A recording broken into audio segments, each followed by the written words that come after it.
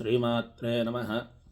अरुणां करुणादरङ्गदाक्षीन्धृतपाशाङ्कुशपुष्पबाणचापाम् अणिमादिभिरावृतां मयूखैरहमित्येव विभावये भवानीं ध्यायेत् पद्मासनस्थां विकसितवदनां पद्मवक्त्रायताक्षीं हेमाभां पीतवस्त्रां करकलितलसद्धेमपद्मां वराङ्गीं सर्वालङ्कारयुक्तां सततमभयदां भक्तनम्रां भवानीं श्रीविद्यां शान्तमूर्तिं सकलसुरनुतां सर्वसम्पत्प्रदात्रीं सकुङ्कुमविलेपनामलिकचुम्बिकस्तूरिकां समन्दहसिते क्षणां ससरजापपाशाङ्कुशाम् अशेषजनमोहिनी वरुणमाल्यभूषोज्ज्वलां जपाकुसुमभासुरां जपविधौ स्मरेदम्बिकाम्।